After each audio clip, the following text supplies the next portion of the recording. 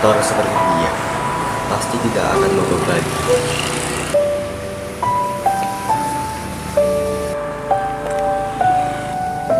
Jika aku bisa beli motor, aku tak perlu mengayuh sepeda.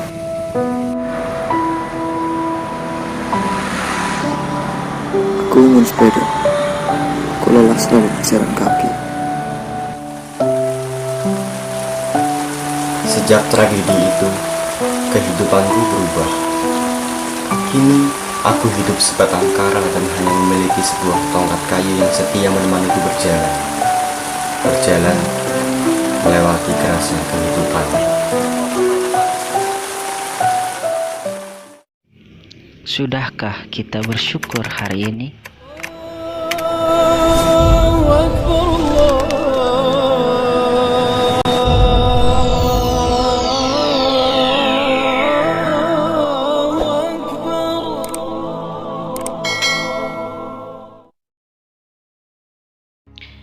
Bismillahirrahmanirrahim. Assalamualaikum warahmatullahi wabarakatuh. Bertemu kembali dalam pembelajaran PAI. Bagaimana kabarnya anak-anakku hari ini? Semoga kita semuanya selalu dalam keadaan sehat walafiat. Insya Allah hari ini kita akan belajar mengenai meneladani hidup para rasul sebagai bentuk iman kepada Rasul. Sebelum belajar, alangkah baiknya kita berdoa terlebih dahulu. Bismillahirrahmanirrahim. Raditu billahi robba wa bil islami dina wa bi muhammadin nabiyya wa rasula. Rabbi zidni ilman warzuqni fahman. Semoga Allah lancarkan jalan kita dalam menuntut ilmu hari ini. Iman kepada Rasul berarti meyakini bahwa Rasul benar-benar utusan Allah Subhanahu wa Ta'ala yang ditugaskan untuk membimbing umatnya ke jalan yang benar agar selamat di dunia dan akhirat. Ada beberapa prinsip iman pada Rasul Allah Subhanahu wa Ta'ala. Yang pertama, setiap mukmin wajib beriman kepada Rasul Allah sebagai bentuk pengamalan terhadap rukun iman. Yang kedua, sebagian Rasul ada yang namanya tersurat dalam Al-Quran, ada juga yang tidak. Nama Rasul yang tersurat dalam Al-Quran berjumlah 25.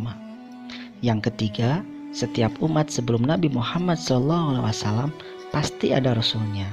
Yang keempat, semua Nabi dan Rasul adalah pria. Yang kelima, misi setiap Rasul sama, yaitu menyampaikan tauhid dan menegakkan keadilan. Yang keenam, setiap Rasul diutus dengan menggunakan bahasa kaumnya. Yang ketujuh, para Rasul diutus untuk dipatuhi dan ditaati oleh umatnya. Yang kedelapan, sifat wajib dimiliki oleh setiap Rasul adalah sidik, amanah, tabligh, dan fatonah.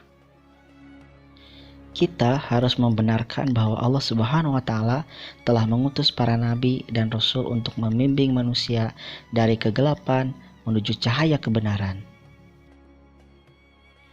Allah Subhanahu wa Ta'ala memerintahkan manusia untuk beriman kepada para rasul tanpa membeda-bedakan rasul yang satu dengan yang lainnya. Berikut dalil Al-Quran tentang beriman kepada rasul ada dalam Quran surat An-Nisa ayat 136. A'udzu billahi minasy syaithanir rajim.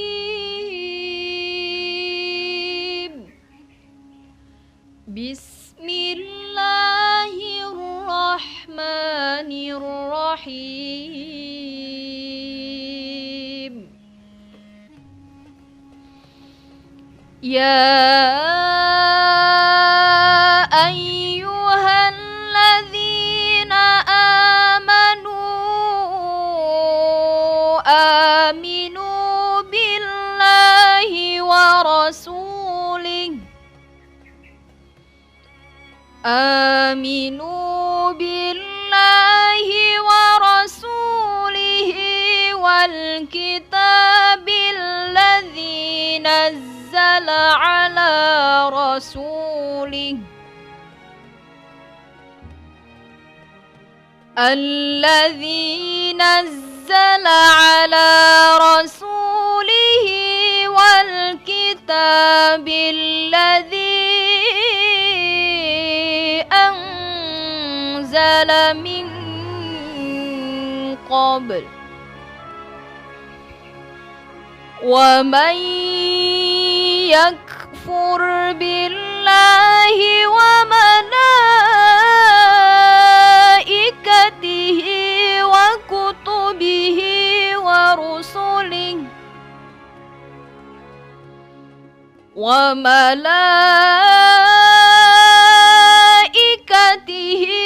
وكتبه ورسله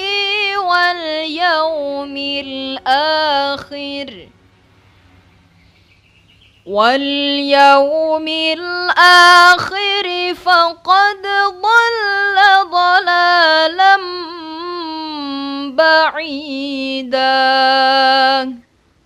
Sadaqallahul azim. Ayat tersebut mewajibkan kita untuk beriman kepada Rasul. Kemudian, tugas Rasul-Rasul Allah antaranya yang pertama, menyatakan keyakinan kepada umat bahwa Allah Subhanahu wa taala Maha Esa. Yang kedua, memberi batasan bagi umatnya tentang perintah dan larangan Allah Subhanahu wa taala.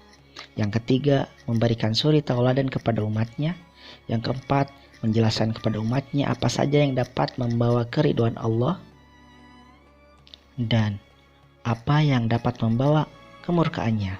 Yang kelima, menjelaskan kepada umatnya tentang berita-berita gaib seperti pahala, dosa, surga, dan neraka. Kemudian ayat lain menjelaskan bahwa Nabi Muhammad SAW sebagai Rasul terakhir ada dalam Quran Surat Al-Ahzab ayat 40, yang artinya Muhammad itu sekali-kali bukanlah bapak dari seorang laki-laki di antara kamu, tetapi dia adalah Rasulullah dan penutup nabi-nabi, dan adalah Allah Maha mengetahui segala sesuatu.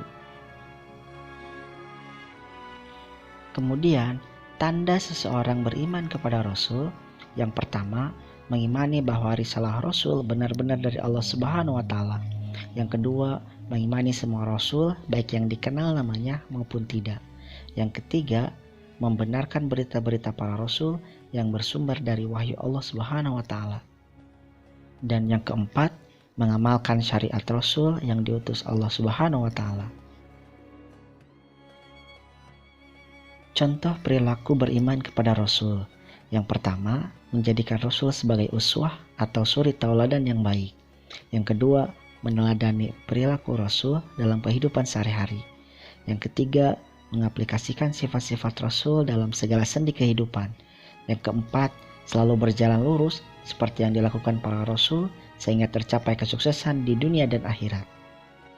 Dan yang terakhir, selalu tabah dalam menghadapi berbagai cobaan seperti tabahnya para Rasulullah Allah. Nah, kemudian bagaimana perilaku yang mencerminkan penghayatan iman kepada Rasul? Di antaranya, yang pertama, menjadikan sifat Rasul sebagai sifat dalam kehidupan sehari-hari kita seperti amanah dalam setiap langkah. Yang kedua, menjalani hidup berlandaskan norma hukum yang telah disampaikan oleh para Rasul agar tercapai kebahagiaan di dunia dan akhirat. Yang ketiga, meyakini keberadaan para Rasul sebagai keseluruhan mulai dari Nabi Adam hingga Nabi Muhammad SAW tanpa memilah-milih atau meniadakan salah satu dengan Rasul yang lainnya. Yang keempat, membekali diri dengan sebaik-baiknya bekal, yaitu kehidupan yang dilandasi ketakwaan. Yang kelima, pasti ada kesalahan besar pada manusia jika Allah Subhanahu wa taala sudah mengutus seorang rasul namun ternyata manusia itu tidak mendapatkan pintu taubat. Alhamdulillah, cukup sekian materi hari ini. Mari anak-anakku, kita jadikan sifat mulia para Rasul Allah sebagai suri tauladan kita dalam menjalani aktivitas kehidupan kita sehari-hari. Terima kasih. Akhirul kalam.